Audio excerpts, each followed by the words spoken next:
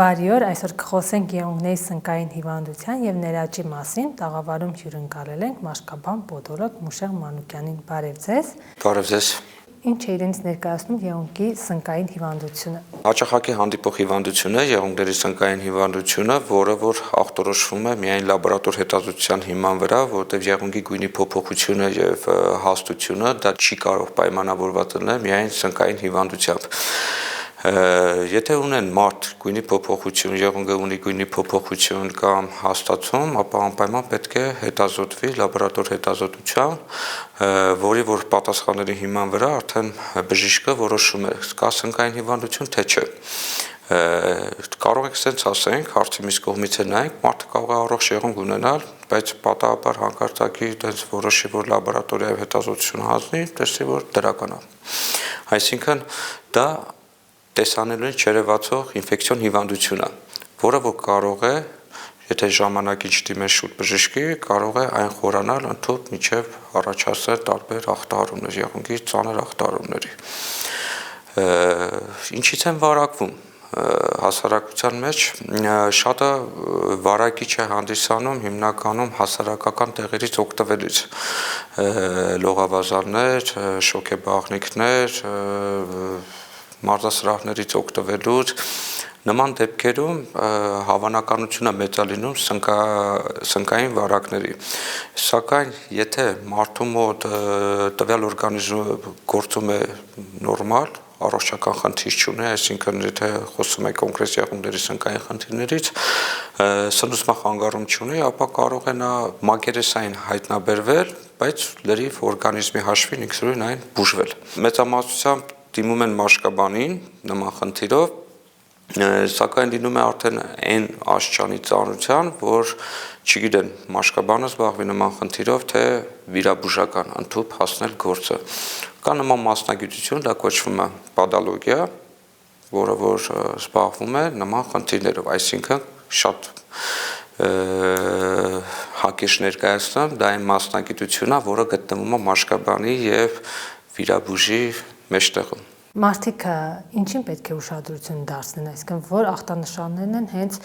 հուշում սնկային հիվանդության առկայության մասին։ Սնկային հիվանդությունը տարիք չի հարցնում, անկախ տարիքից, անկախ սեղից պատահում է մարդկանց մոտ,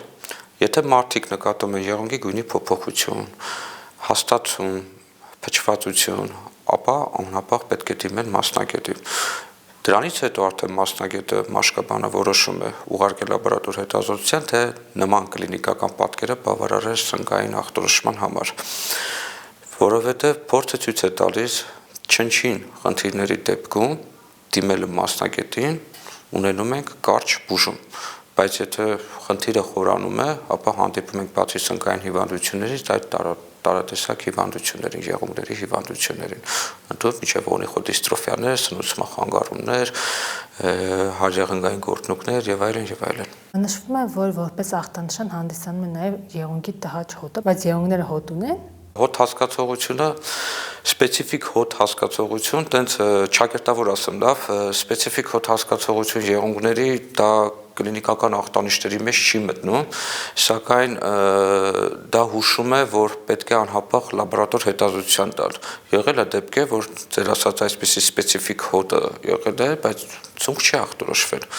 ապա պետք է հիվանդությունը փնտրել այլ հատվածներում, այսինքն գտնենք պատճառը կոնկրետ այդ եղունգի հետ կապված, թե ինչու այդ սպეციფიկ հոտը գալիս,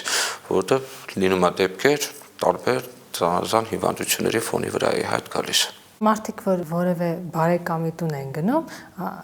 հագնում են նրանց հողաթափերը։ Դա ևս կարող է սնկային հիվանդության պատճառ հանդիսանալ։ Հիգիենային հետևելը շատ լավ բան է, բայց փորձը մի կողմից ցույց է տալիս, որ շատ հիգիենային հետևելն էլ իր բացասական կողմերը ունի, տարական բաներ, որը որ պետքա պահպանել, անձնական հիգիենայի կանոնները, այսինքն ամեն մեկը ունենա իր հողաթափերը, ուրիշի գուլպաները չհագնի, եղել է որտես դեպքեր հանդիպել եմ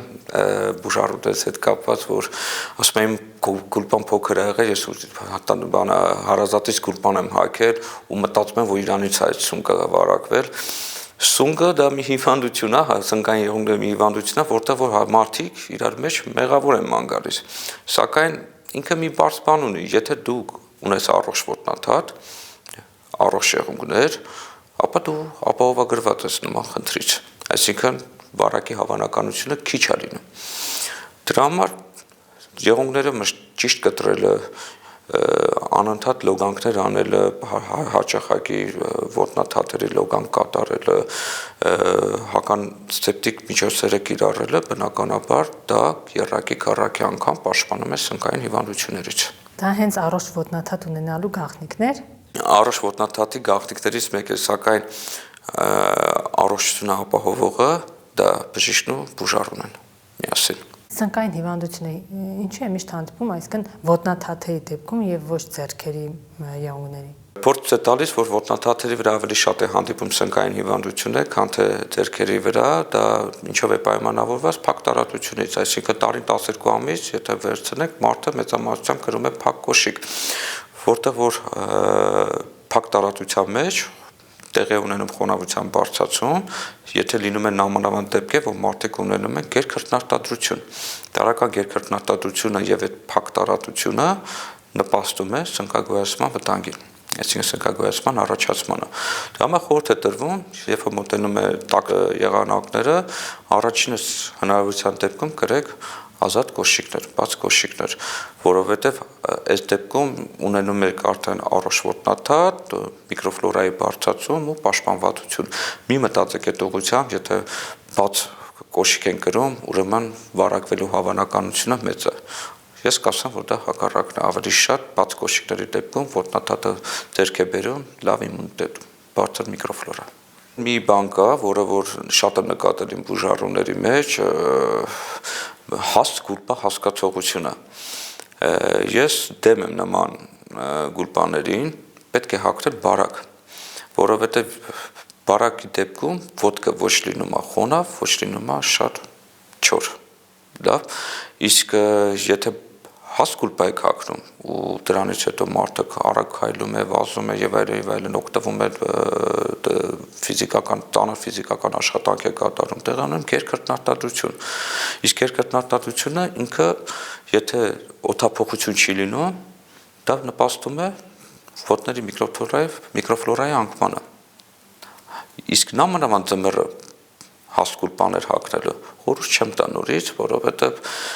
քրտնելուց ոտքը, եթե սառը օդը կպնում է, բնականաբար արդեն սառը ջուրը, այս քրտինքը, այս ճակերտավորած ջուրը, էլի, սառը քրտինքը նպաստում է արդեն ոտնաթաթերի վնասմանը։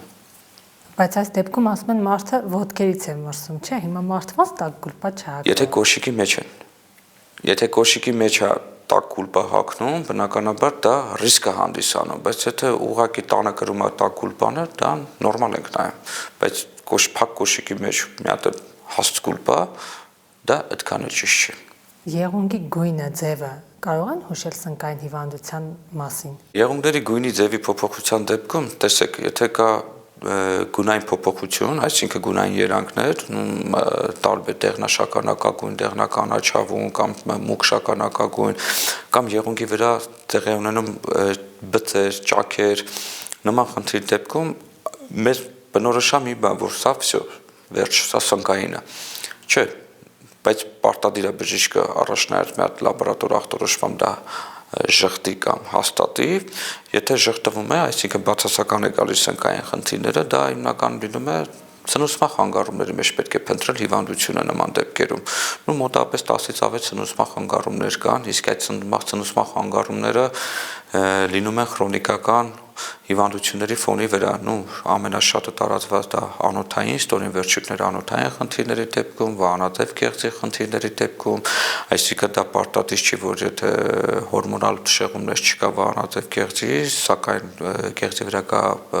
հանգույցներ, հանգույցիկներ, դա կարող է բերել եղունգների անատոմիայի խախտմանը, գույնի փոփոխություն, փխրունություն, ճակ, դիաբետի դեպքում կարող է դիտվել տարբեր քրոնիկ սրտային քրոնիկական հիվանդությունների դեպքում սիրտանոթային, ստամոքսաղեքային, այսինքն հիվանդությունը պետք է փնտրել ներքին օրգան համակարգերի մեջ։ Նման դեպքերում նման բուժումները բացի մաշկաբանի ներկայությունից հարկ է անում նաև այլ թերապևտիկ մասնագետների կարիքը մեր էնդոկրինոլոգների, գաստրոենտերոլոգների միջամտությունը, որպեսզի մենք ունենանք ընդհանուր կոմպլեքս մոտեցում ու փորձից է տալիս, որ թիմային աշխատանքով մենք ավելի արագ արդյունք ենք հասնում, բայց պետք է առաջինը բուժառուին դա բացատրել, որ գիտեք իշկա սունկ չէ, բայց դա չի նշանակում, որ պետք է չբուժվեք, դա նշանակում է, որ պետք է ձեզ մի քիչ երկար ժամանակ հատկացնեք ձեր բուժման մեջ, որտեղ կան քրոնիկ հիվանդություններ, որը որ ազդանշան են տվել ձեր եղունգների վրա։ Հաճախեք հենց եղունգների շնորհիվ կարելի է ասել բացահայտում շատ վտանգավոր հիվանդություններ։ Եղունգների տեսքը բավականին մեծ ինֆորմացիա է տալիս բուժառուի օրգանիզմի վիճակի մասին։ Օրինակ բծերի ներկայությունը դա խոսում է տարբեր վիտամինային փոխանակության խանգարման հետևանք, եթե կա ծակոտանման ցանցանման պատկեր, դա կարող է լինել քրոնիկական մաշկախների ֆոնի վրա էկզեմա, պսորիազ, վիտիլիգո նման դեպքերում շատ է հանդիպում, որ արդեն թիրախավորված է լինում հենց եղունգները։ Եթե կա եղունգի վրա սև նշաններ, ես կասեի, որ այդքան է պետք չէ հանգիստ լինել այս հարցում, որովհետև սև նշանները դա կարող է բացի հեմատոմայից, որը որ ժողովրդի մեջ է ընդունված, որ լավ հարվածը երևի ստացել մի տեղից արյունակ անցնի, բայց հանդիպում են դեպքեր, որ դա լինում է խալ, այսինքն կոչվում է եղունգի նևուս, իսկ խալը կարող լինի եւ բարորակ եւ չարորակ, ընդհանուր միջև եղել են դեպքեր, որ հանդիպել է տարական բիծ է եղել եւ հետազոտության հիման վրա հայտնաբերվել է մելանոմա, այսինքն դա արդեն խոսում է չարորակ կասկեղի մասին։ Դա համար ամեն օր կցանկանայի ես խորհուրդ տայի իմ հասարակությանը, որ ժամանակ գտեք նայեք ձեր եղունգներին, եթե գտնում եք ինչ-որ փոփոխություններ կան ինքնաբուժությամբ կամ համացանցի տարբերակով կամ այսօրվա 22-րդ դարում արհեստական բանականության օգնության մի դիմեք, որովհետև դա կարող է ավելի վատացնել ձեր վիճակը ու այսպես ասած մի եղունգի պատմություն, որը կարող է բախվել տարբեր լուրջ բարդությունների։ Կապույտ եղունգների դեպքում էլ ասում են թթվածնային անբավարարություններ, չէ՞։ Այո,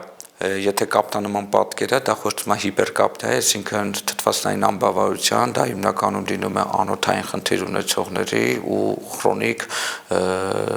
ծխողների մոտ է շատ հայտնաբերվում, դա պարտադիր պետք է ծխ անոթապանի ներկայությունը։ Լինում է, որ սպիտակ կետիկներ է հանդիպում, որը որ ասեմ, որ դա վախենալու չէ, դա խոսում է ուղղակի որոշ վիտամինների, կալցիումի ամենաշատը հանդիպող կալցիումի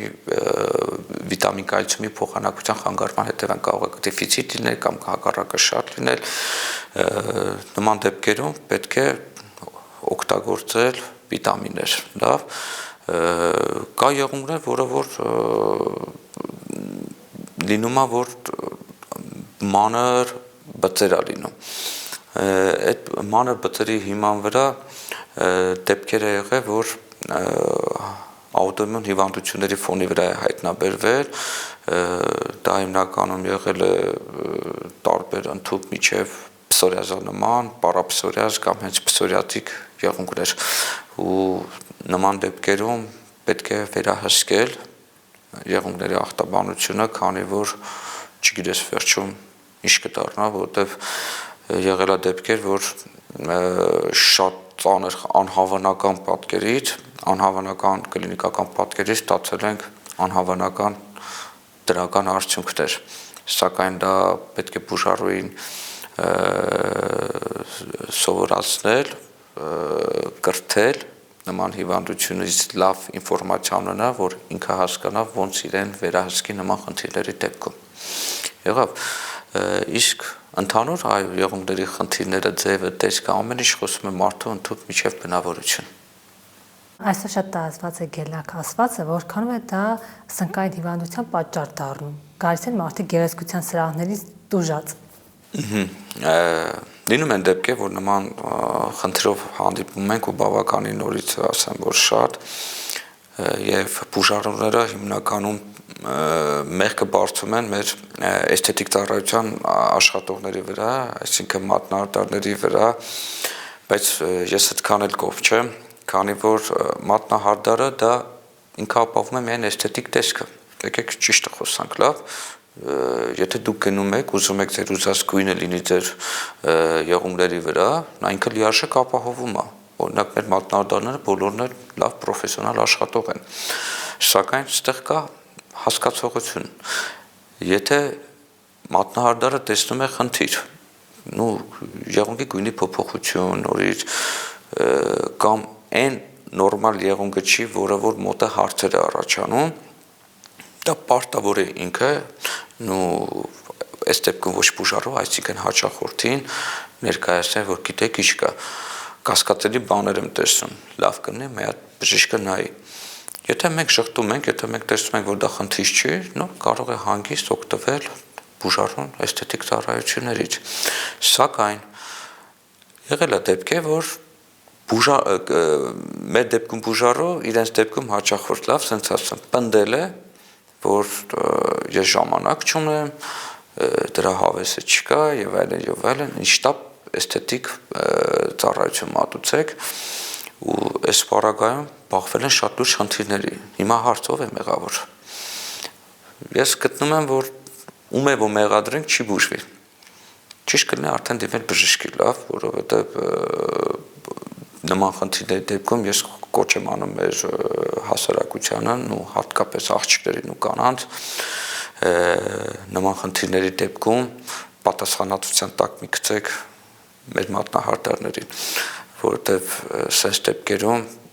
կբախվենք ավելի լուրջ առողջական խնդիրների, ընդհանուր միջև եղունգի կորուստ։ Բայց այդ գործողությունից հետո եղունգները բարակում են, չէ՞, կամ ուլտրամանուշակագույն ճառագայթները ինչ ազդեցություն են ունենում։ Նայեք, եթե առողջ եղունգ է, սնուցման հետ խնդիր չունի, այո, գելապատում կամ ասպես ասած շիլակի դեպքում պետք է եղունգի մակերեսային շերտը որոշակիորեն վերցնել։ Ինչու՞։ Էսթետիկ տեսանկյունից, եթե խոսանք, դա արվում է, որ էսթետիկան երկար պահպանվի։ Բայց բժշկական տեսանկյունից, այսինքն մենք վնասում ենք մակերեսային շերտը, ինչ է ապահովենք էսթետիկա։ Եթե մատրիքսը կուտիկուլան եղունգի ամրությունը թույլ է տալիս ու տեսնում ենք, որ առողջ եղունգներ են արագ ռեգեներացիա են լինում, այո, կարելի է օգտվել էսթետիկ ծառայությունից։ Սակայն եթե նկատվում է, որ փխրունություն, թեթև բանից կարող է ճաքել կամ փչվածություն, այսպես ասած օնեխոլիզիս շատ է տարածված, որ ասում են լիզիսը, այսինքն փչված է, նման դեպքերում ճիշտ կլինի մի հատ վերջը մի հատ բժշկի դիմել է, լավ, ամեն դեպքում դա կարևոր է, որտեղ կանխելը մեր պարագայում ու ցանկացած մեր գոլեգաների, մյուս բժիշկների կանխելը ավելի հեշտ է լինում, քան թե բուժմանը, ու կանխելու վրա ավելի լավ արդյունքներ ենք ստանում, ապահով, քան թե բուժման մեջ։ Հիմա շատ էինք հետաքրքիր ձեր ասած փչվածությունը որն է։ Օնեխոլիզիս, լավ, փչվածություն դա օնեխոլիզիսն է, փչվածության պատճառները շատ են, ու կարող է լինել ընդհանուր եղունգի տակի մաշկի չորություն, դա կլինի ոտքերի, թե ձեռքերի, լավ, դες խոսամ, որը որ եթե նկատվում է փչվածություն, դա ինչ-որ մի բանի հետևանք է, լավ, դա ուղղակիորեն չի առաջանում։ Եթե կա չորություն եղունգի տակ, դա ու նամանավանդ եթե կանայք օգտվում են էսթետիկ ծառայությունից աղջիկները, եթե տեսնում են չորություն կա հարյեղնգային հատվածում կամ եղունգի տակ, էսթետիկ ծառայություն անելուց հետո օգտագործում են հատուկ ուլտրալամպային սարք, որը որ չորացնում է նման գունավորումը եւ այդ ուլտրամանուշակագույն ճառագայթից ինքը սկսում է ավելի գրգռվել չորությունը։ Հենց չորությունը գրգռվում է, ինքը բարձրանում է վերև ու եղունգը տարանջատվում է մսից, դառնում է փչվածություն։ Լավ, այս պարագայում դադար է պետք որոշակիորեն, խառնվել շատ պետք չէ, որոշակիորեն 1 ամիս հետևել հիգիենայի կանոններին, հաճախակի խոնավացնել, օգտագործել խոնավացնող կաթիլներ, քսուկներ, վիտամիններ եւ կարող է ինքնուրույն վերականգնվել։ Եթե 1 ամսից հետո տեսնում եք, որ պատկերը ավելի է խորանում կամ տեղաշարժ չկա դեպի դրական ֆոն, ուրեմն պետք է դիմել արդեն մասնագետի, որտեղ փչվածությունը կարող է լինի սնկային, կարող է լինի ոչ սնկային։ Լավ, բայց խոր կտամ ով ունի վահանաձև գեղձի հետ կապված թեկուզ թեթև խնդիրներ, էսթետիկ ծառայությունից օգտվելուց դիմեն ոչ հաճախակի գոնե։ Իսկ որոնք են եղունգի ներաճի պատճառները։ Ներաճի պատճառները շատ են, անկախ սեռից, անկախ տարիքից շատ է հանդիպում, հիմնականում դինում է հարթաթաթություն ունեցող մարդկանց մոտ, ով որ ունի ծանր հարթաթաթություն, սխալ կոշիկներ կրելը, այսպես ասած, ճակերտավոր ասում կանանց դժվար է բուժելը, դες մի հատ հասկացողություն կա, որը որ դա խոսում է, որ կանայք չեն նայում կոշիկ իրենց հարմար է, թե չէ, կանայք նայում են իրենց, ես բոլոր կանայք նկատի չունեմ, բայց մեծամասնությունը գերակշռող կանանց նկատում են դա իրան այսօր պետք է հագնել, թե ոչ, դա իրաց դրես կոդի մեջ պետք է լինի, թե ոչ, թե փոքր է, անհարմար է, իրանց համար չորրորդային է լինում, նման կոշիկների կրելը, այսինքն հավանականությունը մեծացնում է եղունգի ներաճի։ Երկրորդ պատճառը դա սխալ կտրելն է, որը որ բոլորիս մոտ եղունգը ամիսը 1 աճում է, եթե սխալ կտրենք, նկատի ունենք թեք կամ ուղիղ կամ չգիտեմ գոգավոր կամ կորավոր, նման ձևով կտրելը բնականաբար հավանականությունը կմեծացի ներաճի։ Այն դեպքում, երբ մարդ ունի դեֆորմացիաներ մատերի, այսինքն մատերը թեք է կամ մուրճանման մատեր ուներ, նման դեպքում ռիսկ է հանդիսանում սխալ կտրելը, այսինքն թեք կտրելը կարող բերել քրոնիկական ներաճային թուփ։ Մյուսը սպորտաձևեր կան, որը որ բախվում են ակամայից ներաճի, ու դա ֆուտբոլը, բալետը, ով ոտքերի վրա շատ աշխատում, այսինքն ոտնաթաթի եղունգները անընդհատ գտնվում են հարվածի տակ։ Նման դեպքերում ունենում են մարդիկ քրոնիկ ներաճ։ Լինում է, որ նորածնային հասակից, այսինքն գենետիկ ֆակտորը, այստեղ պետք է կարևորություն հաշվենք, որ գենը իրանը ասում է, այսինքն գենի դեմ անփոփոխ է լինում եւ նորածնից սկսած ունենում են նման խնդիրներ։ Սակայն կա ներաճի թեթև, միջին եւ ծանր աստիճան։ Իմ թվարկածների մեջ, եթե թեթև աստիճանը նշում ենք, անհարմար է, մատը ոտքը կոշիկի մեջ սեղվում է, տեսնում է անհարմար է, դե լավ է կգնամ տուն կկտրեմ։ Բայց այդ երկրորդ անգամ կտրելը ավելի բերում է լուրջ ծանր ներաճի։ Սակայն եթե գրագետ ձևով կտրելը, մշակումը կատարվեց, ինքը կխուսափի քրոնիկ ներաճից։ Հասկացաք, այսինքն ներաճ հիվանդություն չկա։ Ներաճը դա հետևանք է, պատճառահետևանք է։ Եղունգի ներաճը դա պատճառահետևանք է։ Այսինքն տենց ուղղակիորեն ներաճի չի հանդիպում նման, չեմ հանդիպել տենց որ ինքը իրան հետևի, ճիշտ կտրի, ճիշտ խնամի, ճիշտ կոշիկներ հագնի, կոշիկների մեջ ընտրություն տա հիմնականում հարմարավետությանը, ոչ թե տեսքին, ու տենց ինքը ունենա ներաճ, բացառված է։ Այսինքն արտաքին գործոնները, դա ասեցի, սպորտաձև կլինի, կոշիկների ընտրությունը եւ խնամքը իրար հետ փոխկապակցված են։ Եթե ճիշտ այդ ամեն ինչը կատարվի, մարդ ամբողջ կյանքի ընթացքում ինչ ոտնաթաթ ուզում ունենա, թեկուզ հարթաթաթ լինի, մատը թեք լինի, ծածած կոճը դուրս եկած, չէ, տենց հասկացողություն կա, ինքը ներաճ չի ունենա։ Բայց այստեղ եկեք մի բան ասեմ, մի հետաքրքիր ֆակտոր է կա, որ հենց ներաճելը չգիտեն ում դիմեն, վախենում են։ Մաշկաբանի մոտ գնում են, մաշկաբանը նայում է, ասում է, այդ իմ գործը չի, դա արդեն վիրաբուժական է։ Վիրաբուժից է խուսափում են, որտեղ վիրաբուժը ինչ, պետք է հեռացնի։ Չկա եղունգ, չկա պրոբլեմ, կարճ կոնկրետ, լավ։ Գալիս են ասում են, գնացի վիրաբուժի 3 անգամ հեռացա, սաղ եղունգս վնասեց եւ այլն, դասում վիրաբուժի մոտ է գնացել, հարգելիս, ինչ եք ուզում, ես է վիրաբուժել եմ, ես է կհեռացեմ, դա նորմալ է, բայց խնդիրը այն է, որ ինֆորմացված չեն, հասարակությունը չգիտի, որ այս մասնագիտությունը, որ կա, կամ պադոլոգիան ինչա իրենից ներկայացնում, ինչով են զբաղվում նման խնդիրներով, փառք Աստծո, արդեն մեր գոլեգաները, մեր բոլոր մաշկաբաները պադոլոգիան գիտենք ինչա դա, այսինքն թե նման խնդիրներ է լինում, դիմում են նաև արդեն պոդոլոգի ներկայությանը ու արդեն սկսվել է հասարակության մեջ, բժշկական սպեկտրում, ինչու՞ չէ, մեր մասնագիտությունը արդեն փոքրի շատ է, կարելի ասել տեղեկացված են ու որ հարցնում եմ որտեղից եք իմացել մեր մասին եւ այլն, ասում է ձեր գոլեգան է ասել կամ չգիտեմ համացանցը, որը որ ցույց է տալիս երբեմն համացանցը բավականին օգտակար հատկություններ ունի, դա իմ խոսքը չի, դա բուժարների խոսքն է, այսինքն ինչքան շատ տեղեկացված են, ինֆորմացված են նման մասնագիտությամբ, այնքան մարդիկ հանգիստ կդիմեն, որտեվ եթե գցենք 10 հոգի, 10 հոգուց 8 հոգին չի դիմում մասնագետի, որտեվ աղջիկները նամանավանդ կանայք մտածում են սա հեռացնելու, էսթետիկ տեսքը չի լինելու ու կրկնակի հոգեբանական տրավմա է ունենալու, մարդ կա, անկեղծ եմ ասում, 6 ամիս ներաճով ման է եկել, արյան արտադրությամբ, ինչա չի դիմել, բայց կոնկրետ ես այս մասնագիտության մեջ կիրառում եմ այնպիսի եղանակներ, անցավ,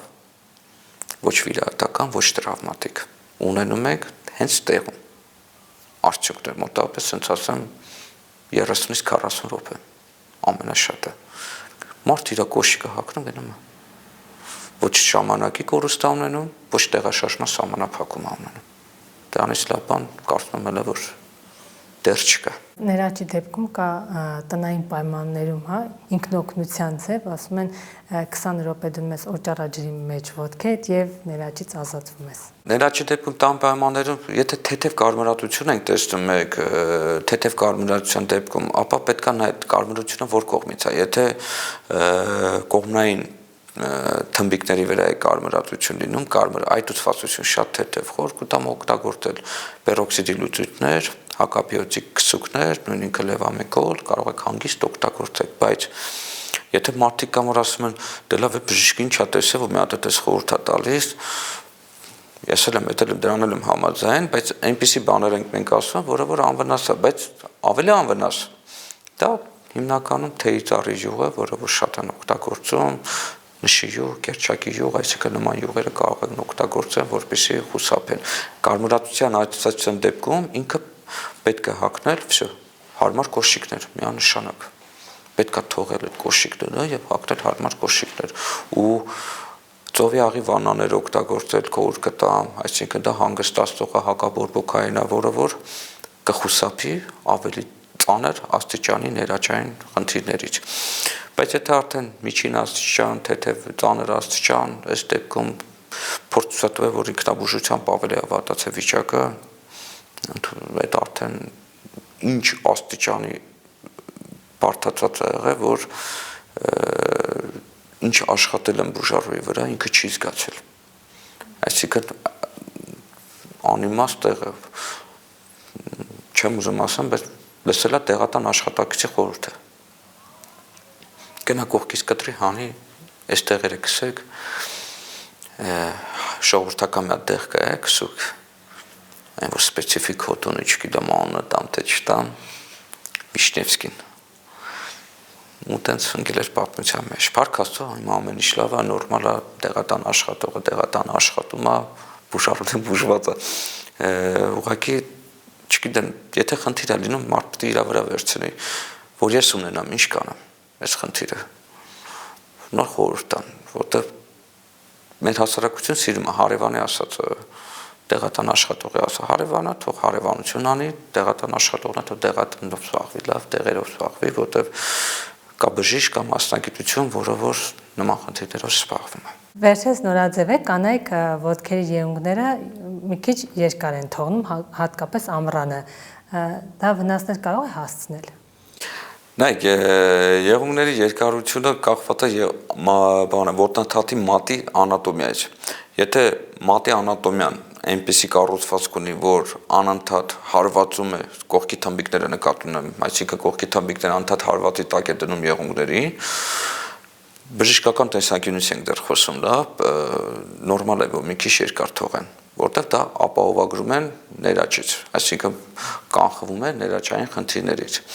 Էսթետիկ տեսանկյունից, նայեք, կա որ ինքնուրույն են թողում, տվյալ հաճախորդ ասենք այս դեպքում, հաճախորդը գալիս է, ասում է, որ սենց ուզում եմ, որ երկար մնա, բայց պետք է նայել այդ երկարությունը ինչի համար է ուզում, եթե էսթետիկ տեսանկյունից ու բժշկական տեսանկյունից խոչընդոտ չկա, ճաշակին ընկես չկա, բայց եթե երկարությունը կարող է բերել ընդհանուր մյուս եղունգի մյուս հատվածների վնասմանը, ռիսկի տակ դնել բնականաբար երկար պահելը ճիշտ չի։ Ամռանը ընդհանրապես եթե բաց են հագնում մարդիկ, լավ, երկար պահել պետք չի եղունգը, որտեղ դեմը բաց, ազատություն, ոչ մի խնդիր, այ փակ սեզոնին, ցուրտ սեզոնին, խոր կտա մի փոքր ապահովության համար երկար լինի եղունգները, որ եթե հարված լինի կամ որևէ բան լինի, դրսից լինի, ու համ բժշկի համար հեշտ աշխատել լինում այս պարագայում, համ է բուժառուի։ Հատկապես որ հիվանդություններ ունեցողները պետք է զգուշանան եղունգների ներաճից։ Հիմնականում ցենց ասած քրոնիկ ծանր հիվանդությունների դեպքում փորձ է տալիս առաջնահերթ շաքարային դիաբետը, լավ, կլինի առաջին տիպի կամ երկրորդ տիպի, որովհետև շաքարային դիաբետի դեպքում թիրախ է հանդիսանում ոտնաթաթերը, այսինքն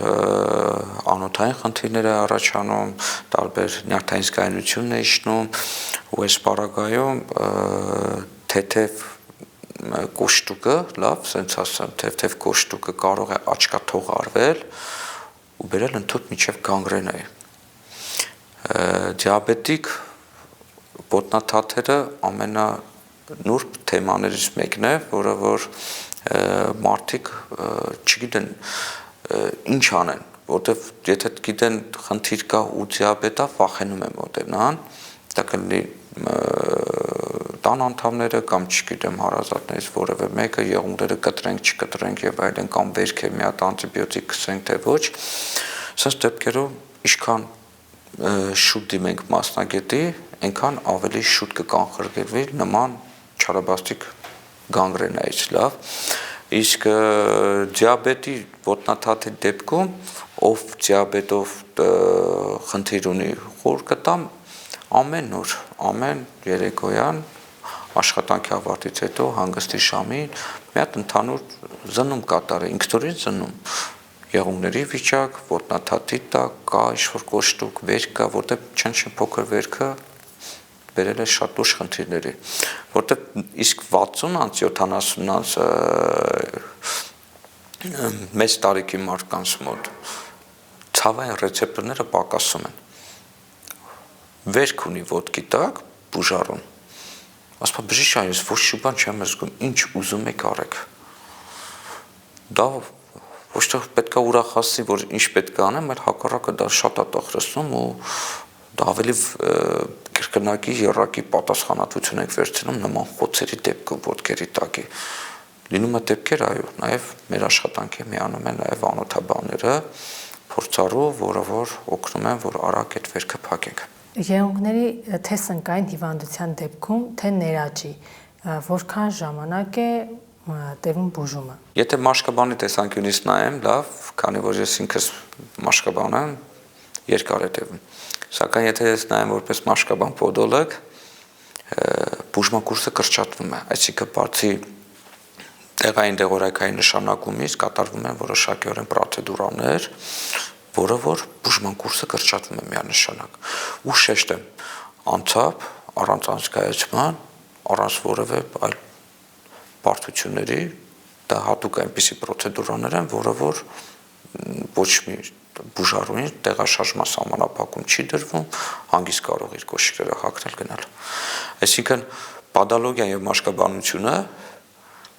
համատեղ կոմպլեքս մոտեցումը բուժման կուրսը կրճատում է միանշանակ։ 4-ից 6 ամիս։ Եթե շատ ծանր դեպքեր ա լինում, նույն ծնկային խնդիրներով եթե դիտարկենք, եղել է դիտվել մինչև 1 տարի, բայց այցը կատարվել է բուժարուի կողմից ամիսը 1 անգամ, այսինքն 12-13 այցով մեզ կարող եմ այցերով ասեմ, որովհետև օրգանիզմ կա, որ այնպեսի աճը արագ է եղունգների, կա օրգանիզմ, որ եղունգների աճը դանդաղ է, դա հաշվի ենք առնում, լինում է, որ 2 ամիսը 1 է կատարում այս բուժարուն, բայց ասում են 3 ամսում բուժվեցինք, ասում են ոչ, 2 այցից դուք բուժվել եք, դա կամ 3 այցով է դա ճիշտ ասելը։ Եթե մենակ մաշկաբանության դիտարկենք նորից էլի երկար տևում ծնկային խնդիրների տեսքով, ինչպես նաև այլ եղունգների ծնուցման խնդիրների դեպքում։ Ամեն դեպքում եղունգը չեք հեռացնում։ Դա իմ կարգախոսներից մեկն է, որ դեմ եմ եղունգի հեռացմանը, քանի որ այն բուժել լինում է։ Անկախ ինչ ծանրության աստիճանի եղունգ ուզում է լինի, դա կլինի սնկային, դա կլինի ներաճ, դա կլինի դեֆորմացված հաստատած եղունգ, մենք եղունգ չենք հեռացնում, մենք հակառակը եղունգը բուժում ենք, որտեղ փորձ է տալիս, որ եղունգը հեռացնելուց բախվում ես էլ ավելի լուրջ խնդիրների, ու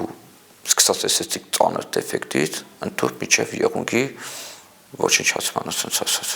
Շնորհակալություն։ Ձեզ եմ շնորհակալ հրավիրելու համար։ Մենք զրուցում ենք մաշկաբան պոդոլոգ Մուշեղ Մանուկյանի հետ։